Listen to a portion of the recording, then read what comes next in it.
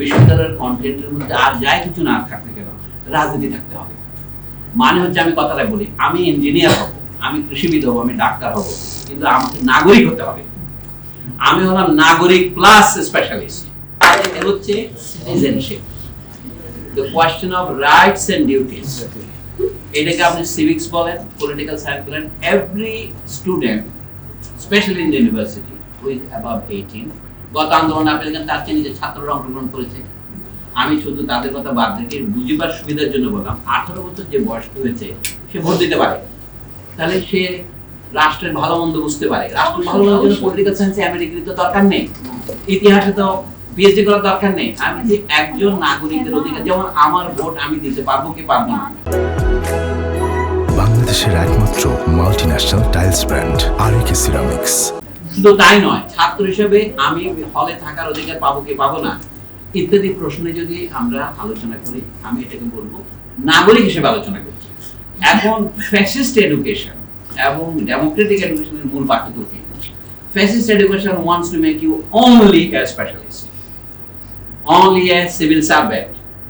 They all make you want your army officer without any understanding of your rights as a citizen. আমি বলতে চাচ্ছি আমরা citizenship plus স্পেশালিজম, তাহলে citizenship education should be common. এখন সেটা কি হবে? সিটিজেনশিপ এডুকেশন সেটা শুধুমাত্র ইতিহাস থেকে আসবে না, পলিটিক্যাল সায়েন্স থেকে আসবে না, সেটা আসবে দেশের প্রত্যেক, আমি যেটা বললাম সমতা ভিত্তিক গণতান্ত্রিক অধিকার। এটা বুঝতে যে আমরা পারি না তা নয়, যে শিক্ষা একটা অধিকার, এই কথা যদি বলি, অধিকার মানে শুধুমাত্র প্রিভিলেজ নয়। আমরা এখন পাচ্ছি প্রিভিলেজ আকারে, বিশ্ববিদ্যালয়ে আমি আসতে পারছি, আপনি আসতে পারছেন না, তাহলে এটা আমার জন্য প্রিভিলেজ হয়ে গেল।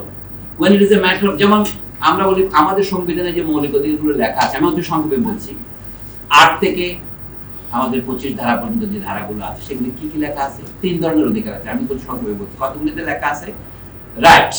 Right to protection, right to liberty, আর কতগুলো আছে freedom, freedom of movement, freedom of association, freedom of assembly, freedom of thought, conscience etcetera.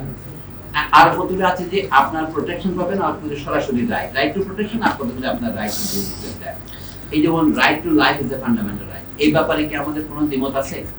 Citizen মানে আমাকে বিনা বিচারে কেউ হত্যা করতে পারবে না। একটা উদাহরণ দিলাম, কি কি রাইট আছে?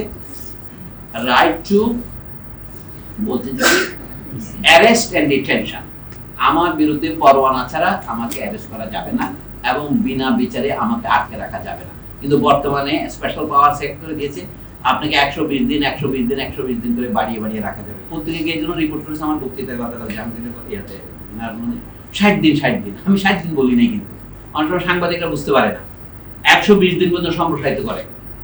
আপনাকে 120 দিন মানে 4 মাস কোন রকমের ট্রায়াল না করে আপনাকে বন্দী করা যাবে বর্তমান স্পেশাল পাওয়ার অ্যাক্ট অনুসারে, 1974 সনের আইন অনুসারে।